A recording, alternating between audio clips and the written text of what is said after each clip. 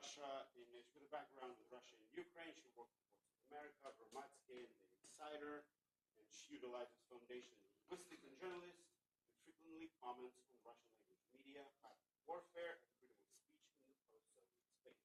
Today we have a lecture on how Putin speaks, the way he organizes his speech, and I'm not gonna take it away, so Thank you for coming today. I see that a lot of people are interested in how Putin speaks. So we will talk about that today. But first off, I wanted to add a couple of words about myself because I think it's relevant to the topic. I started my career in Russia, in Moscow, in the year of 2000 when I was a young student. I was only 20 years old, and I started working for NTV. NTV was a very respectable TV channel in Russia, used to be. The channel that sadly turned into something completely different, and now it's not respectable at all. As I said, it turned into a completely different thing. But at that time, everybody wanted to work for NTV, and I was among the lucky ones. Again, as I said, it was the year of 2000 when Putin just came to the power. And it was the year of submarine Kursk, if you know that story, if you remember. And if you remember, that time Putin said his famous phrase, "She sank," about Kursk submarine. Giving an interview to Larry King, she uttered those words. And since then, I got really interested in how Putin speaks and in his manner of speech and in his linguistic speech portrait. I saw how that portrait developed throughout the years, throughout 25 years, a president of Russia, except Medvedev, but we don't count Medvedev, to be honest. So I was monitoring his language all those years, and I dedicated my dissertation to the language of TV news in Russia, and those were TV news in Russia of Putin's era. So that there was a lot about Putin's language as well, as I was analyzing the TV news of the main TV channels. Very often I think maybe did he say something at that time in the early 2000s when he just became a president? Did he say something that could have warned us about what would happen in the future? Is language, his language, the key to what happened to the country, the key to what happened to the country, to people, and to democracy, and to the media, and so on. And I actually think, yes, he did. He gave us a lot in his early president years. He gave us all the information about himself. And by analyzing his language, we can understand that. And I do think the language is one, maybe not the main key, but one of the very important keys to his power. But let me start with the recent Donald Trump remark. As you remember, he recently said that he said this: we get a lot of bullshit thrown at us by Putin if you want to know the truth. And the interesting thing is, there are actually two interesting things. So first off, I was really curious. I made this table, so I was really curious how Russian-speaking media and Ukrainian media were translating the word bullshit. Because most of them, both Russian and Ukrainian media, were translating it very mildly, like nonsense. And nonsense is a very mild version of translation of bullshit. They would say like nonsense or чушь in Russian, which means nonsense. So they used very, very neutral words. And in my opinion, as a philologist, I think it's much closer to the Russian obscenity, Russian obscene phrase, which you can see at the bottom of this table. I won't pronounce it because we have broadcasting to the YouTube channel, so I don't want to. But you can read the Russian phrase and all the notes here. So I do think it's close to the Russian obscenity because it's a very rude expression, vulgar, and so. But the thing is, the second interesting thing is that Trump actually used one of the Putin's favorite words, because Putin himself likes the word "chush." If you type, you can, if you know Russian, you can just do an experiment. You can type in Google, Putin назвал чушью. Putin called bullshit. And you will see like dozens of articles of what Putin called chush, called bullshit. And here are the examples. And the examples, I will tell you honestly, the examples are endless. There are like hundreds of them. And most of them are about something that turned out to be true. So it was not chush. It was not nonsense. It was not bullshit. So, for example, Putin called the information about North Korean volunteers in the so-called special military operations zone bullshit. Or Putin called the reports about prisons for those refusing to fight bullshit, which is true. And we know it's true. There is a lot of evidence and a lot of investigations, and there are hundreds of people in those prisons. Or Putin called the accusations of Russia occupying Donbass bullshit. We know for sure it's not. It's not true. It's not nonsense. Putin called the links between Trump and Russia, and he called Biden's claims about possible war between Russia and NATO, and so on and so on. It's again, as I said, it's like the endless list of examples. So it's just a funny coincidence that Donald Trump used the word that Putin likes and Putin uses a lot. And I would say it's not just a funny detail, it's a part of Putin's speech portrait, because he likes replying to the questions he's asked with that word, chush, nonsense, I don't care about that. It's his manner of speech. It's his manner of dealing with difficult questions, or is his manner of dealing with the questions about what Russia is doing in the other countries, whether it's interference in the elections or it's attacking like other country like Russia is doing with Ukraine, and so on. So when Putin says chush, he doesn't bother to explain. He simply says the other person is a fool, or he doesn't waste time explaining. He just calls you stupid. He skips the explanation and jumps straight to "you're an idiot." So again, this is one of his instruments he uses. But let's go back to Putin's background and Putin's biography. And by the way, about Dmitry Medvedev, I forgot about that.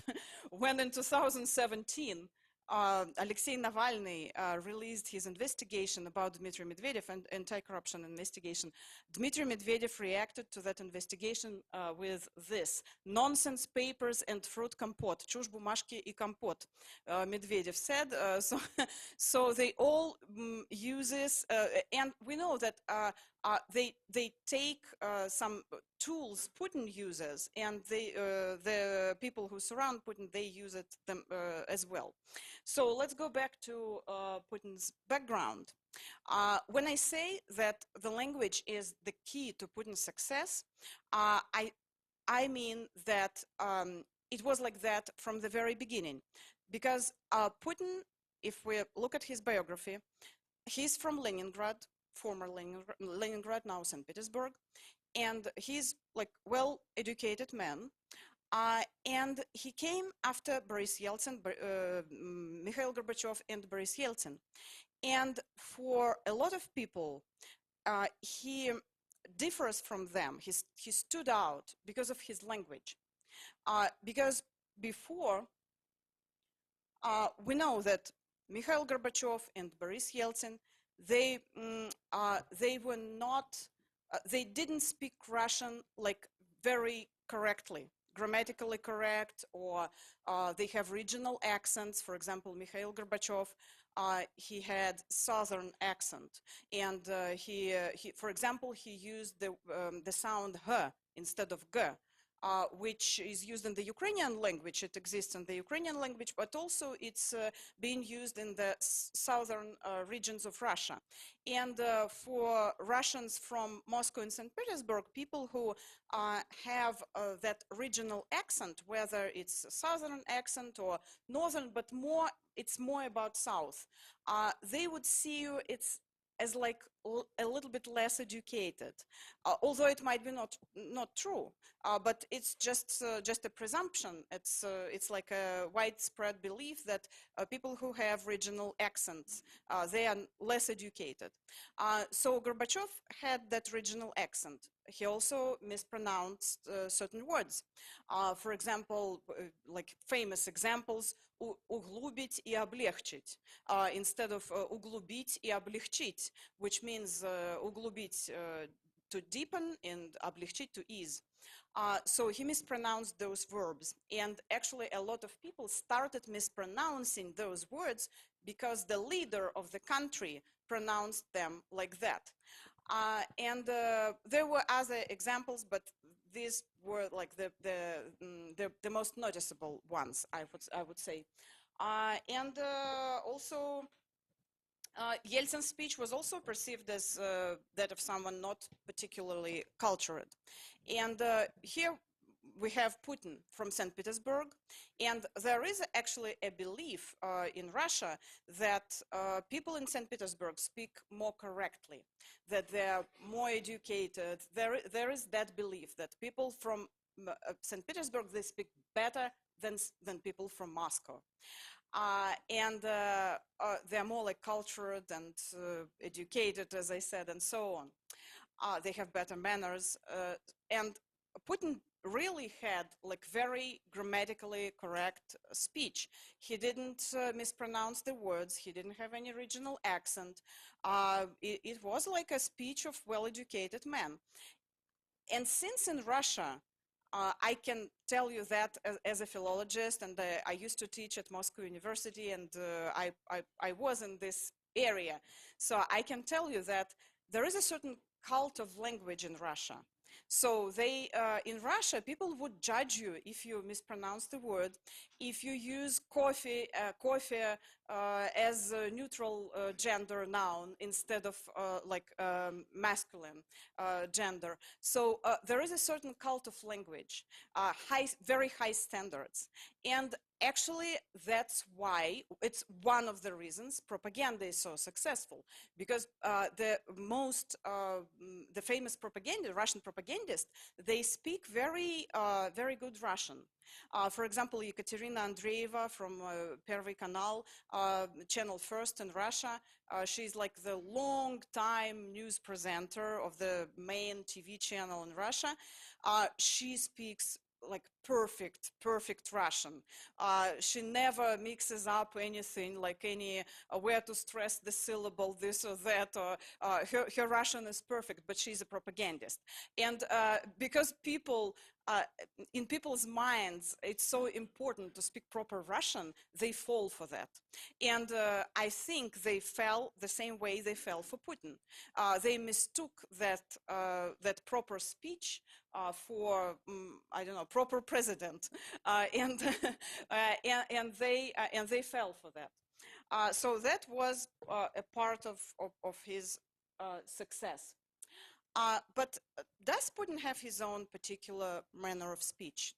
Does he have this particular language portrait, if you will?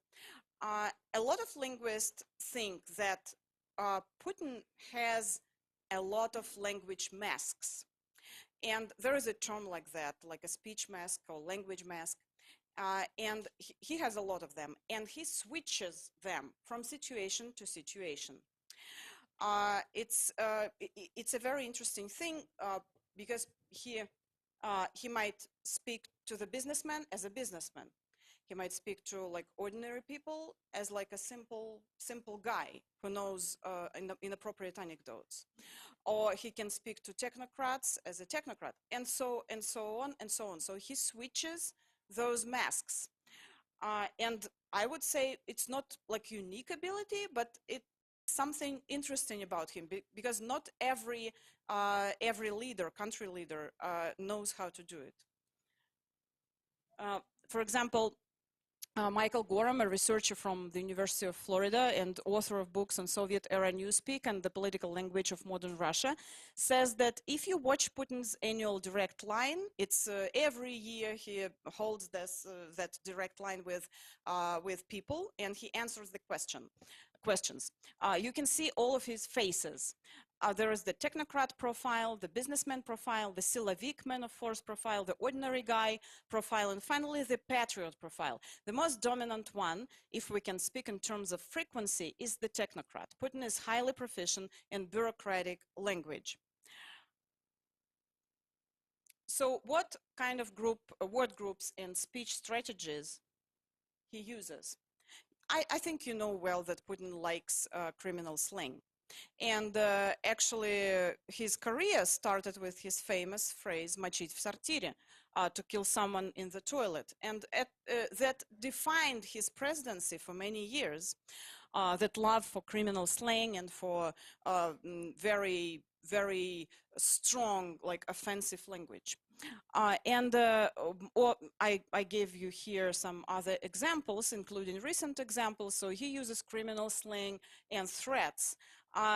This is one of the examples, how the second one, how he answered the question of a French president when he asked him a question, and he said, if you want, during Chechnya campaign, and Putin replied, if you want to become a radical Islamist and are ready for circumcision, I invite you to Moscow. We have specialists for that.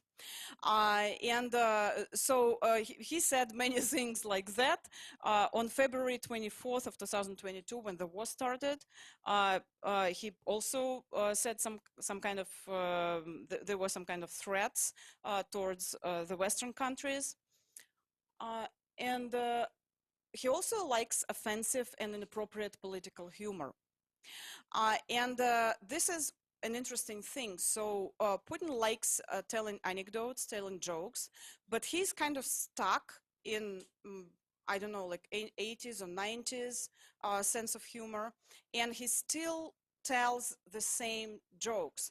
But the generations are changing, and although Putin still keeps his audience, like of his lovers, of his supporters, of his age, plus minus, the young audience doesn't understand those jokes, doesn't understand the language like that, doesn't understand the anecdotes like that.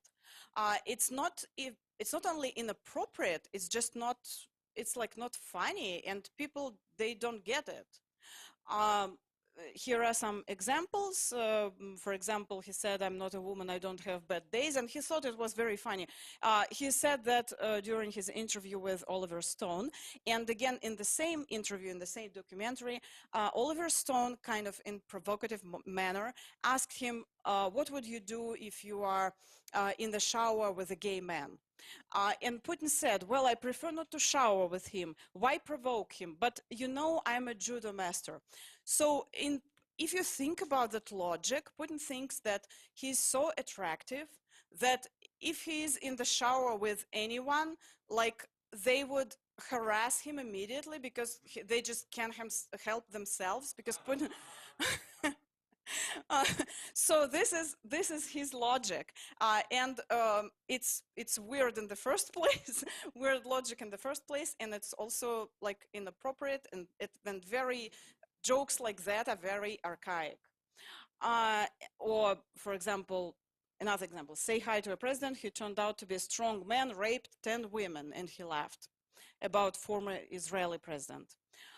If a grandma had balls, she'd be a grandpa, Putin's famous joke about hypothetical questions.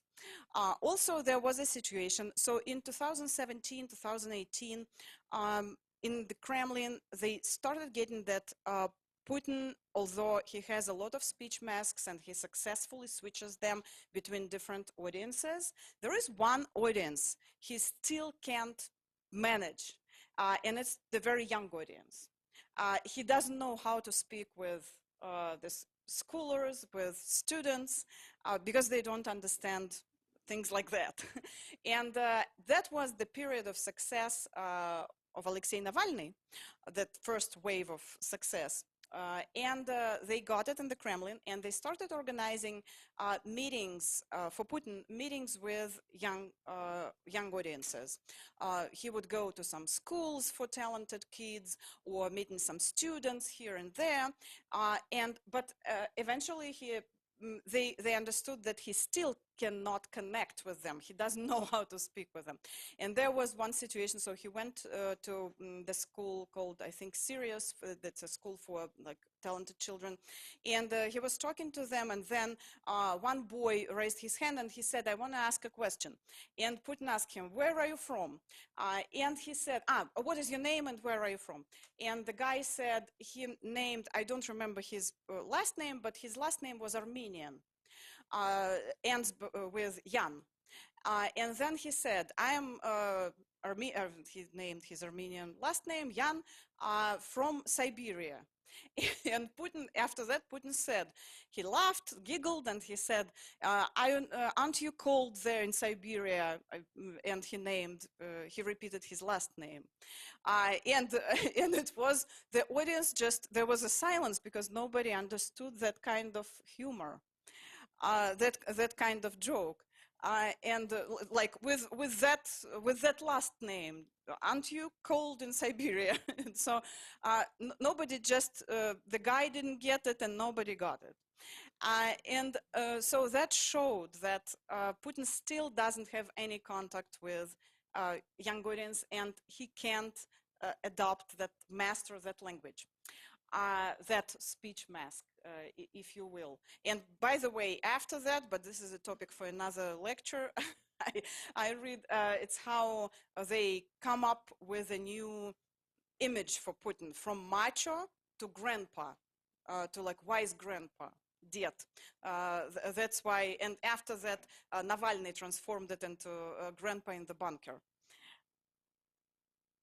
Also, speaking of like inappropriate jokes, we remember how right before the war, before the full-scale war, Putin said about Minsk agreements, about Ukraine, he said, to like it or not, or you like it or not, tough luck, my beauty, you have to comply. And нравится, не нравится, терпи, моя красавица. But actually, it's a reference in the Western countries. If you translate, people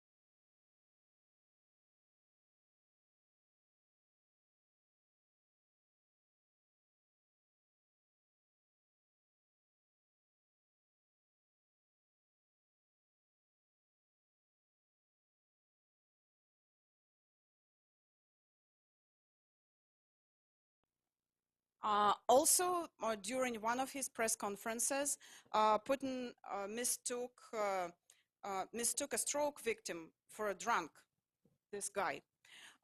So there was a reporter from the Russian region of Kiev. He stood up, he wanted to ask a question, and he said his name was Vladimir Marmatov. He slurred his words slightly as he asked why the traditional Russian drink, kvass, can't compete with Coke and Pepsi for shelf space in stores. Kiev is famous for its production of kvass, a lightly alcoholic beverage of fermented bread. And Putin said, kvass? I feel you've already thrown back some kvass. And the guy just had a stroke. That's why he was pronouncing words like that. But Putin mistook him for a drunk, and he started making jokes. Also, he likes children's rhymes and playground insults. You probably remember how Joe Biden was asked if he thought Putin was a killer, and he said yes. I agree with that. And then what was Putin's response to that? He said, "Кто так обзывается, тот сам так называется." It's a Russian proverb meaning, like Russian childish proverb, actually. He who calls names is the one who is dead himself. So it's like a literal translation, but we can find the English equivalents, such as takes one to know one, or I like this one in particular, I'm rubber, you are glue, but names bounce off me and stick to you. So he basically said that, reacting to Biden's words. Also, as I said, he can't find the common language with the young audiences, and he says sometimes things that show the lack of technology. For example, when Alexei Navalny and his foundation, they published a documentary about Putin's palace in Gelendzhik, and Putin was asked about that investigation, and he said, "I didn't watch Navalny's movie, I just flipped through the pages." And also there was another meeting with like young people, maybe students, and some of them asked Putin to subscribe to his channel. He said, "I have a YouTube channel, can you subscribe?" And Putin didn't understand and asked, "Where should I sign?" Because in the Russian language, subscribe and sign are the same word, like подписать и подписаться. And so he didn't quite understand that. And there were a lot of situations like that, that he just ignores the technology, and he doesn't like internet, so he flips through pages. Also, one of Putin's like one of the tools Putin uses, speaking of his opponents or enemies, is just ignoring their names. And we can compare him here to Donald Trump, for example. Donald Trump does exactly the opposite. Donald Trump comes up with like mocking nicknames for his opponents. And Putin does the opposite. He just doesn't say it at all. And the brightest example is, of course, Alexei Navalny. We know that Putin has never said his name publicly. He never uttered his name until his death. And only after Navalny's death, he said, for the first time, he said his last name. And I don't, oh. Yeah. Mm-hmm. I think he did, but I don't know exactly, but I think he did. So how did he call him? Look at that little dictionary. That gentleman, the character you mentioned, it's in the interview. A certain political force, those whom you've named, Russian Saakashvili, Saakashvili is former Georgian president, famous blogger, a patient of Berlin clinic. Anthropologist Alexandra Arkhipova calls it a new archaic because tabooing of names refers to the ancient practices. And tabooing of Navalny's name in Russia showed that he was not one of us, he was an enemy. And destroying of that taboo became, for Russian people who did not support Putin, a symbol of resistance. And that is one of my favorite stories. So the Russian journalist came to Starbucks, and he wanted to like do an experiment. He wanted to introduce himself as Navalny, and then wait and see if they call his name, like Navalny, your cappuccino is ready. And so he said his name was Navalny. He was waiting, and then he heard cappuccino for our guest. So they didn't say his name. And then another story, there was a winter in Moscow with a lot of snow, in Moscow and St. Petersburg. And the facilities, they couldn't keep up, like they wouldn't remove all those snow mountains in the neighborhoods. And so people came up with the idea if they write the name of Navalny on the snow, they will remove it very, very fast. And that's what happened. It works perfectly. So the streets were clean. That's how people were trying to destroy that taboo. And that taboo was created by Vladimir Putin and other Russian officials. And also, this is just a small detail, and to be honest, I have no explanation to that. So Putin likes like rare proverbs and expressions. I remember he used one. I was at the phraseology conference. As a linguist, I went to the phraseology conference, and we discussed the proverbs Putin used. And one of the most famous Russian phraseologists, Vladimir Makienko, he said, he said once one proverb, I heard it, and I was just stunned because I've never heard it, and I'm a phraseologist, I know everything.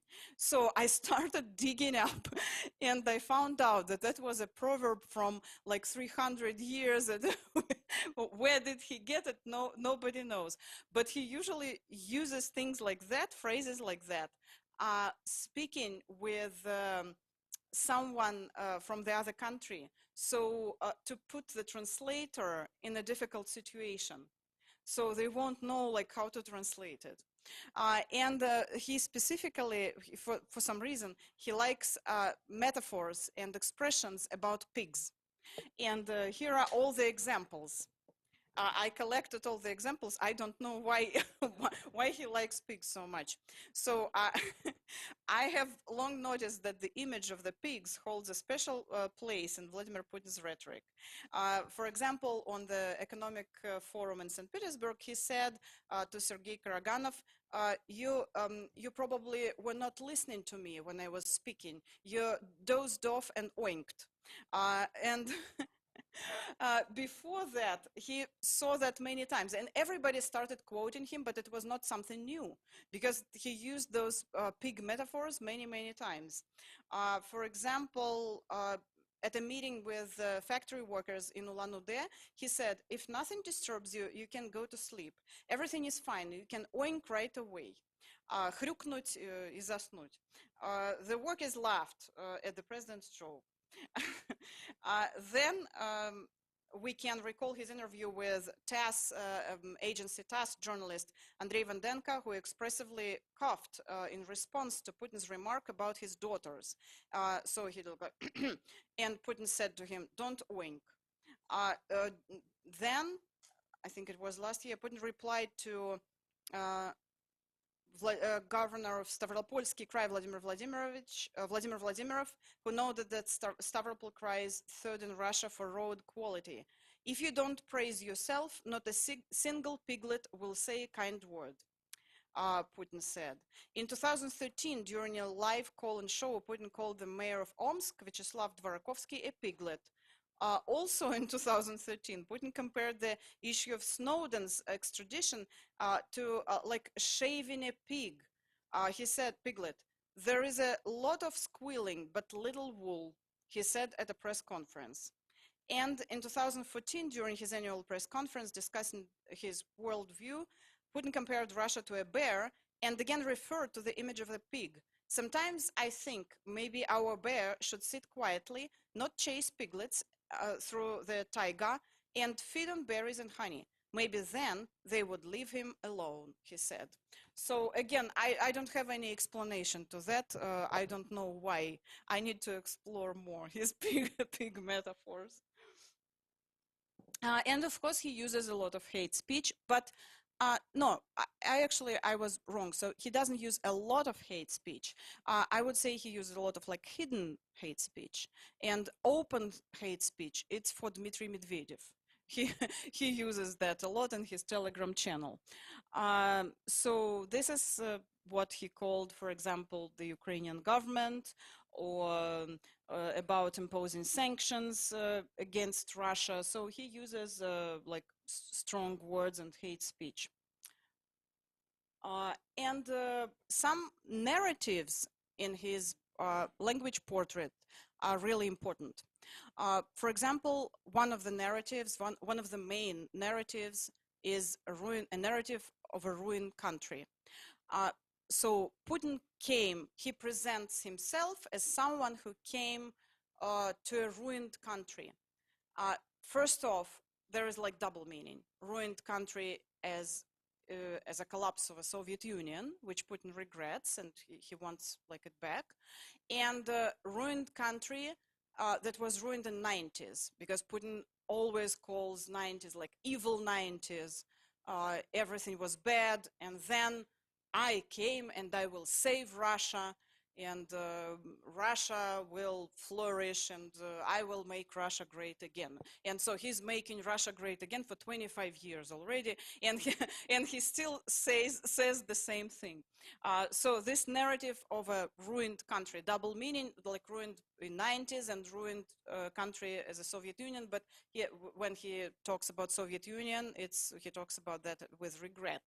And he uses the myths about brother nation, one nation, historically united, to prove why he attacked Ukraine, like talking about Ukraine. And the interesting thing is that when there was Russia-Georgia conflict in 2008 and that 5-day war, I looked up because I was interested, like, did they use that brother nation concept about Georgian people as well?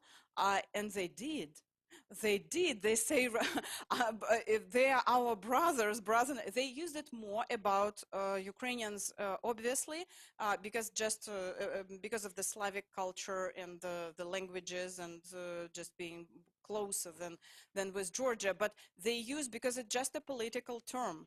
It doesn't mean anything, and it refers to Stalin. It came from Stalin era, because Stalin was the father of the nations, and the nations were like brothers and sisters, right? And so he inherited that. He actually inherited a lot from Stalin language, from Stalin vocabulary, and so he uses actively that brother nation myth and one nation, and uses all those words. He also uses euphemisms to replace like bad words with good words. For example, how they call war, like the special military operation, or liberation when they occupy Ukrainian territories. They call it liberation. They liberate Ukraine from Kiev regime, as they say, or they say they are rescuing Russian-speaking population. During Georgian Georgian campaign, they used that term "force to peace," military pressure, meaning so in fact it was military pressure.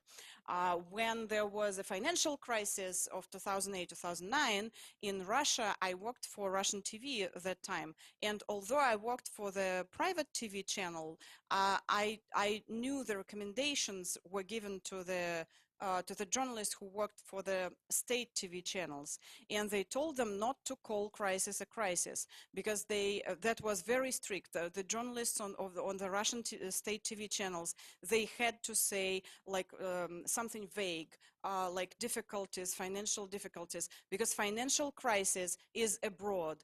The West is suffering from financial crisis, but Russia is not. Russia, everything is good, just minor financial difficulties. And when COVID hit, he used the expression non-working days instead of lockdown or instead of quarantine. He tried to avoid the word quarantine, and what happened when he said in May of 2020 that Russia is going to the non-working mode, people didn't understand that it was quarantine, and they went to the streets and they did barbecues, and so they said they thought it was some kind of vacation, and there was a spike in coronavirus in Russia, and because of the language the Russian official used. And now we come to the very interesting part. Who can we compare Putin to? And of course we can compare him to Trump, and especially now when Putin is a president and Trump is a president, right? And they have a lot of communication, and we started that lecture with their communication. So the Russian linguist Elena Shmylova, she unfortunately about a month ago she passed away, and she was one of the few Russian linguists who studied Putin's language and Trump's language,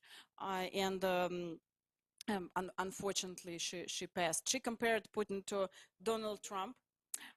And here is the quote of Elena Shmylova. So she thinks that Putin and Trump have different speech styles.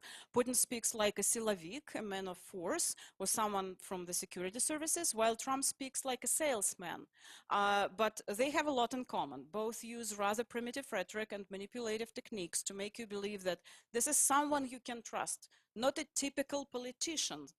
He doesn't make empty promises or lie. He understands the needs of ordinary people. He's a good guy, just like you and me, but at the same time, he's strong enough to make Russia or America great again. So and it's a very interesting thing that they have such a different background, but they have a lot in common in their speech portraits. And they both use the same narratives. Not all of them, but some of them. Ruined country. We know that Trump uses that narrative actively. He says, I came first time and the second time, so I came to be your president after a disaster. Like everything is destroyed, I will fix it. And that's what he says over and over in his speeches, and that is one of his main narratives. And Putin is doing the same. But if here it might make some sense, but in Russia, as I said, 25 years, and he's still fixing, and he's still saying that he will fix everything. Also, the narrative that we are like men of we act, we don't just chat. That's another narrative Trump uses and Putin uses. That's what they want to tell people. And also the greatest country on the globe. Putin says that Russia is the strongest. We are not afraid of any sanctions. We will survive anything. We're like Russian soul, mystical Russian soul, and so on, Russian language and Russian literature. And as tools, they use repetition, so they repeat the words and phrases a lot. And for example, but the difference is Donald Trump repeats the same words sometimes within one sentence. He can say the same word like over and over. But Putin doesn't do this, but Putin repeats the, as I said, like the narrative. So he, for example, he would repeat the thing about red lines. Right? He says like Russia has red lines, but we still don't know where they are. And he repeats it over and over, or about the brother nation. So he also uses that repetition as a tool. And exaggeration, keywords to end it. They both say that like we will end it. We will end the disaster you experienced before. They like, and especially Donald Trump, they like contact with the audience. They say, look, or everybody knows, we all know, like we're all together. But what is different? What is different? One of the most frequent words in Trump's speech is the pronoun I. Whereas Putin often omits the pronoun altogether, saying things like convinced that, убежден что. He very often skips I, he skips я. That's an interesting thing also. I don't know why, but he does that. So, and he projects the image of a modest president. He never compliments himself, and he acts embarrassed when others do. He pretends like he feels like, Putin avoids openly crude language. That's more the domain of Dmitry Medvedev. Putin avoids mentioning his opponents by name, as I said. But Donald Trump, on the other hand, gives them mocking nicknames and frequently uses a rhetorical device called paralipsis. Paralipsis is a device where someone mentions something by stating they won't mention it. And here are the examples. I was going to say Dummy Bush, I won't say it. But he has already said. And this is called paralypsis, a rhetorical tool. And so I think it's that is actually here we come to the end of the presentation, and we can discuss now, is language still Putin's powerful tool? Is it still his superpower? And I would say 50-50. So some part, big part of the Russian society, as you know, still supports Putin, and his language is still affects them. But the young generation, they doesn't have, they lose this connection. And Putin, as I said, he still didn't master that language.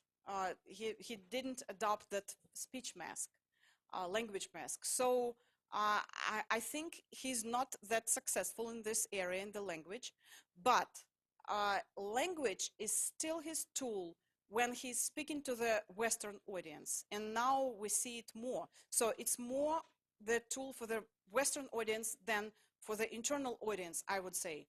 Because if you remember his interview with Tucker Carlson and how he asked him the first question and Putin just spoke like 40 straight minutes, and Tucker Carlson was not interrupting him. And I looked at the comments like on TikTok or different social media, like what people were saying. And a lot of people actually were saying, I mean, Americans, they were saying like, that's impressive. Like a guy can speak for 40 straight minutes. Like he remembers all the dates, although nobody will check the dates. Maybe maybe they're not like correct, but still he gives you like a bunch of information, the dates, and so he like floods his speech with all those facts that you cannot check on the fly. And people were impressed by that. And that is also his rhetorical tool to like speech flood, to flood a person who is speaking to like with the facts and with some information and with the dates to impress them. So it still works. And here we just can continue the discussion with you. What do you think? And if you have any questions.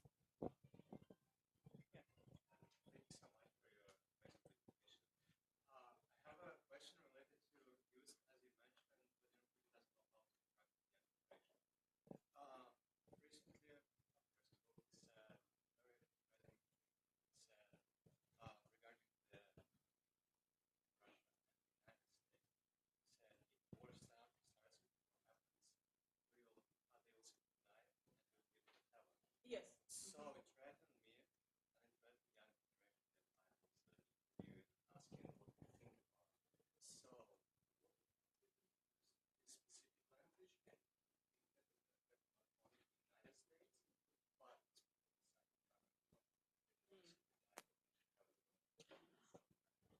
First off, it's a very interesting observation. I didn't know that it actually scared someone.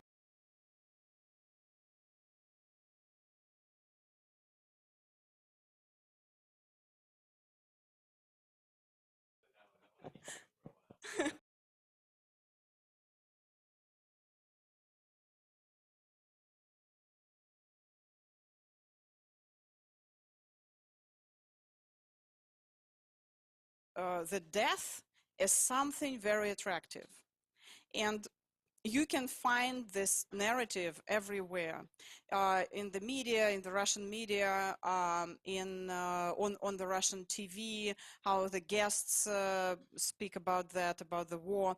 They have like some kind of death cult now. They are trying to present the death, like to sell people the death. Like it's so cool to go to war and to die for your country. And that's why for him, so he said it as not a threat for the Russian people. We will go to heaven because death is very good in Russia now, like in his mindset and what he's trying to tell people. And the other part of that phrase, like you will simply die, мы попадем в рай, а они просто сдохнут. And he actually uses like simply die, but he used a little bit the word that is ruder, much ruder. So it's just a representation of the Western countries in Russia, because it's still since Soviet era, like rotten West. Russia is like a country that keeps the tradition, and it's like an island in the world, the only island in the world that keeps like traditional values. And in the Western countries around Russia, like in Europe and the US, people are just like going to hell. They have because Putin explains to people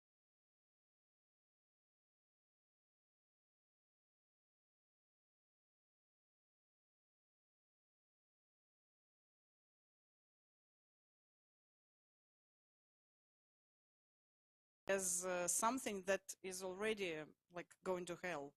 And that's why he says, like, we give you a chance to save your souls. So it's a part of the strategy, like narrative they have already used for years, and that's why he said that. Yeah. Okay.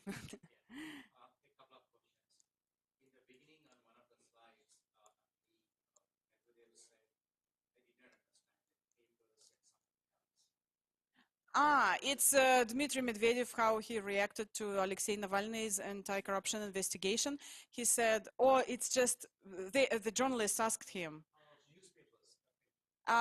papers like this, like some papers, like pieces of paper." He said, like чушь, бумажки и компот.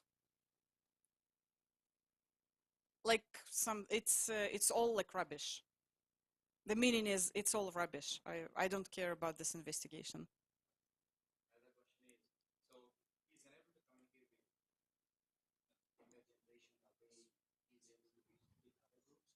Mm-hmm.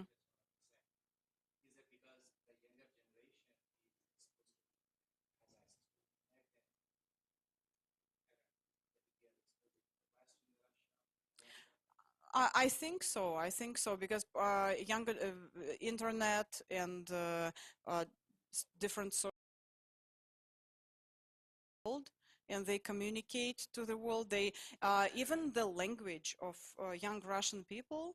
I don't follow that like very deeply because I don't live in Russia, and I left Russia some time ago, and I cannot go back now because I'm a foreign agent, so-called foreign agent. So I cannot. But I'm still in contact with other linguists, and they tell me a lot of interesting things about how the language of the young generation is changing. They adopt a lot of English words, and they incorporate a lot of English words in their speech.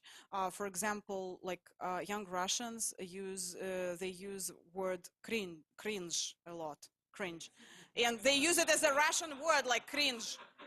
Uh, uh, and a lot of words like that. So I think like maybe an American teenager and a Russian teenager, they will find a lot in common, uh, uh, because they know they have even if Russian teenager doesn't know English, he knows a lot of English words because they adopt a lot of English words. So and Putin is so archaic in that area. I'm sure he doesn't know what cringe is. And so that's why, yeah, that's why they just drift away from him. And that's why actually they put a lot of effort in propaganda for young people. That's why they have all those lessons, разговоры о важном at schools. So they have special lessons dedicated to the current situations, how it was in the Soviet Union. And even I experienced that in the elementary school. We had those special lessons of political information, and now they have the same thing at schools because they don't want to young generation to drift away from propaganda.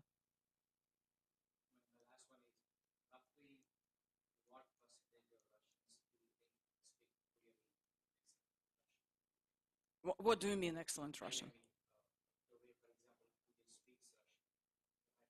like well, I don't know. It's it's very hard to say. And language is changing, so the English words come into the language. The rules, some rules are changing, so it's very fluid. And language is it's like a organism, so it's not something something you know, like rigid. Yeah.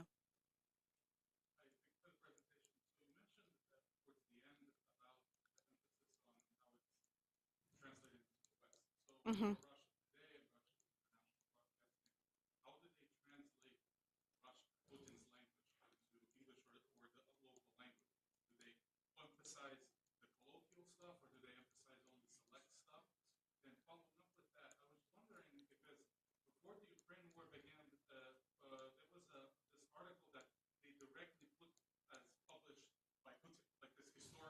Hmm.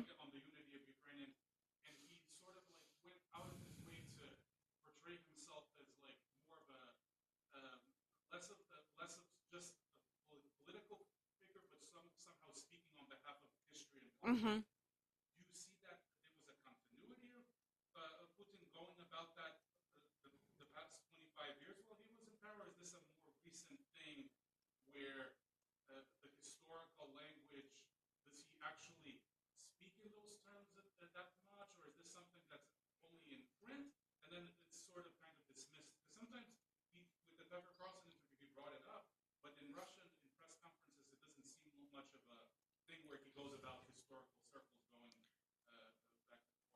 Oh, I think about historical. What was the first question?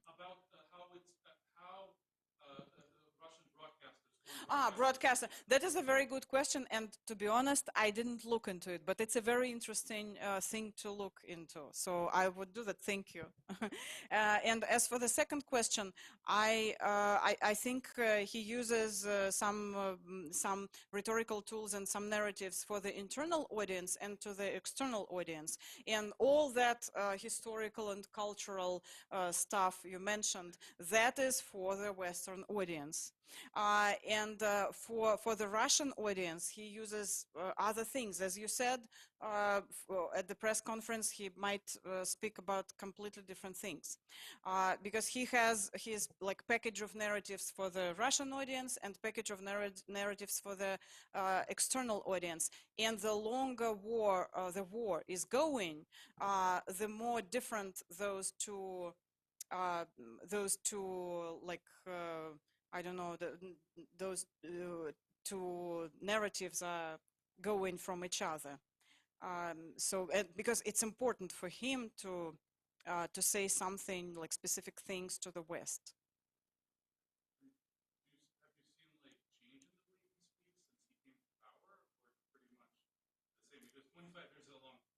Hmm.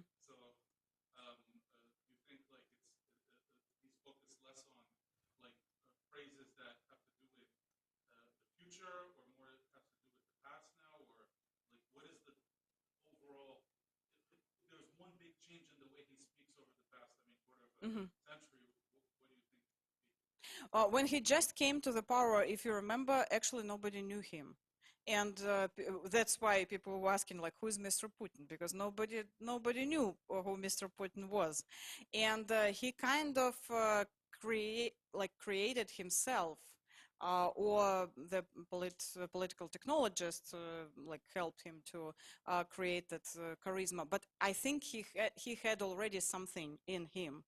Um, uh, they just like kind of took out and they developed it.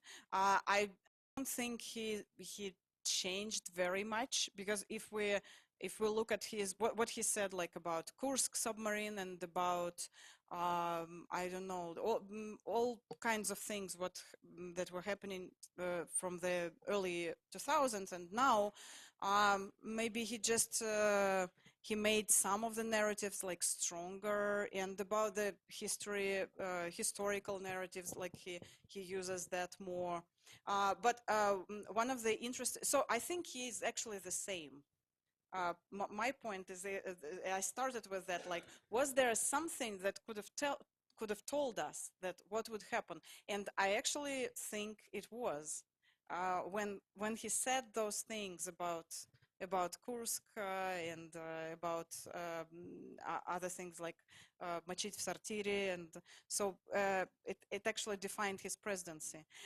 There are some changes in the details. For example, in Ukraine, about Ukraine, I think till I wrote an article about that, and I think till 2012, Putin used the preposition в with Ukraine. So he said в Украине, Putin and Lavrov, meaning Ukraine is an independent country.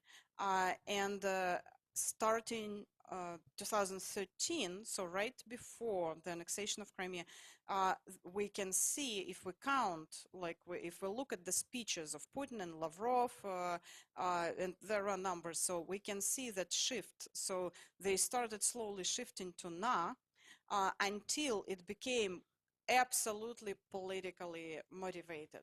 So now it's impossible for them to say v. And they do it consciously.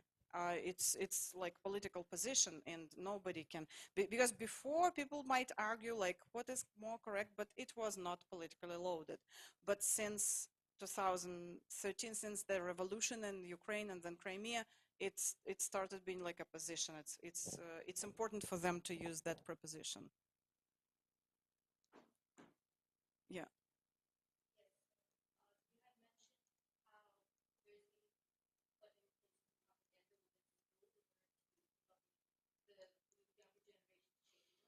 Mm-hmm.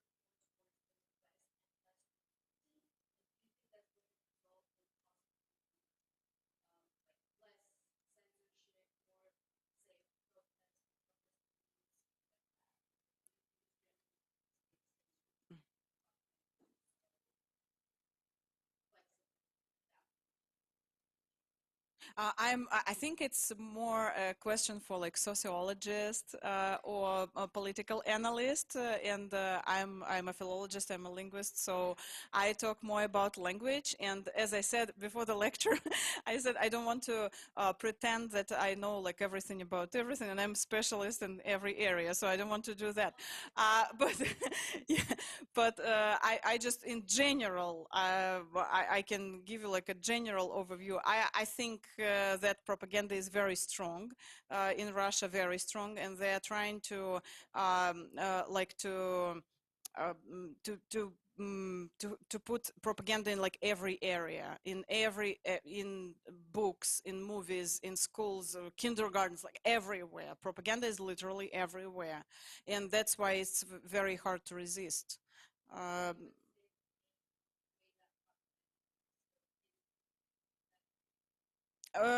Including language, or through language, yes, through language as well, because how, for example, how the West is portrayed through language, right? They described West in a certain way, or, for example, how they talk about sanctions, how they explain to people that sanctions are good. Because they say, oh, the Western companies, they don't work anymore in Russia, but we don't need them because we are Russian, we are strong, we don't need, we remember the times we used like newspapers instead of toilet paper, so we can survive. And that is the narrative. So we're like strong, and so the way they describe the current events, the war, the army, the sanctions, the West, that has an influence to the young generation, of course.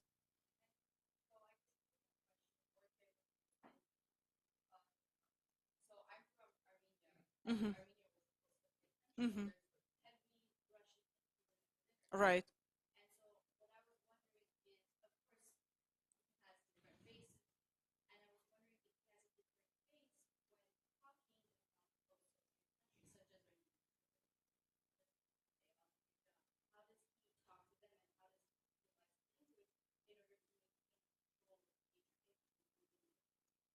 Oh, that's a very interesting question, but I think it's like a topic for the yeah, for the separate lecture. But I think he took a lot from the Soviet approach. So he like pretends that he respects and likes those countries, and they are like independent country. We respect their culture, but in fact, it's not. So his acts are contradict with his. But he uses the same narratives of we all are brother nations, we have the same past, we are united, Soviet Union collapse was a tragedy. So he uses the same narratives about the countries. And if he has any like conflict with such and such country, for example, like something is wrong with Georgia or with Armenia or with like a minor conflict with Belarus. There was a conflict with Belarus about milk, like in 2006. They immediately changed the language in on the state TV and in the media. They start portraying the country in a certain way, so you can see the shift. But then, when the conflict is gone, they shift back. And it's just funny to watch. Let's.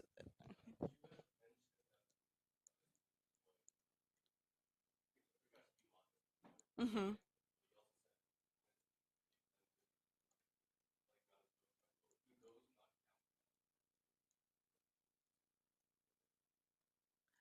Some jokes like the childish proverb, it's not rude, but it's just very like he speaks like a kid.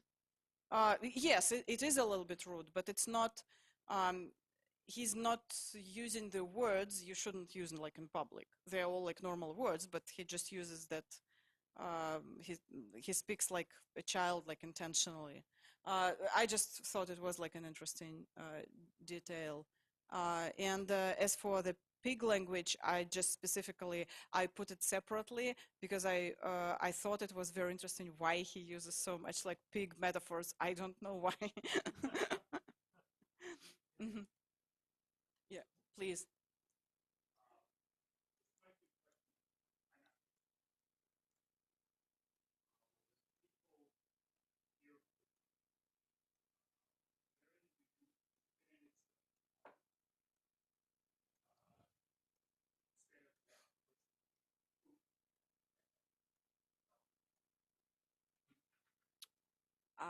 I'm so I think I don't understand. Does he have? Well, I don't know. Again,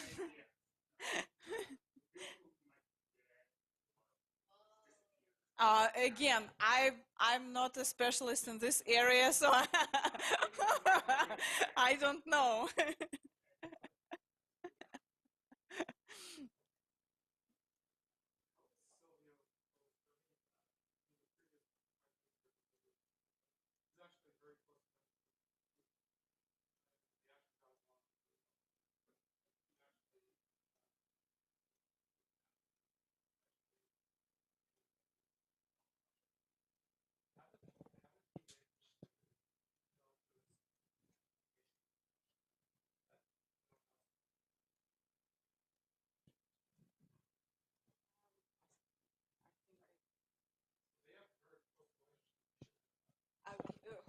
Who has?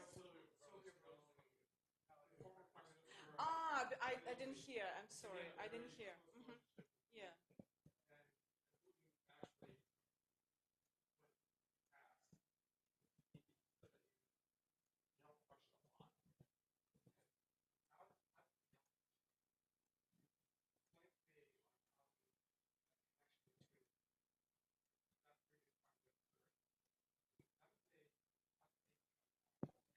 Again, I would say that is a question for a political analyst.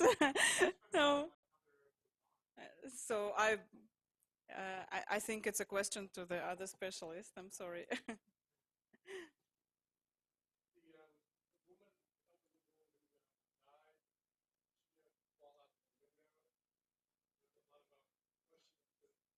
Ah.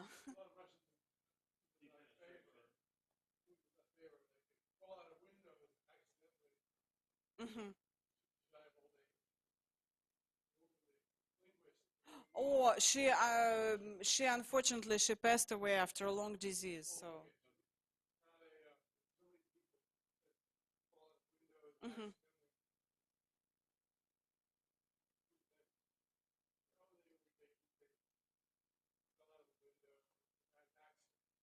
Mhm.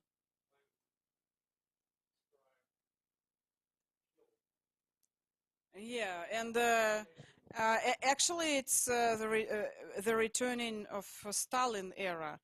There was on the news that the Communist Party of Russia, they wanted to cancel the decision of from the Soviet era of Stalin cult of Stalin. So they want to return cult of Stalin. And that was right before all those deaths when yeah, so that's some kind of it's a piece of the puzzle. I suggest to go to go there, have some drinks, and continue the conversation there because it's very humid and hot here. So we need some fresh air and some cold water. Thank you so much.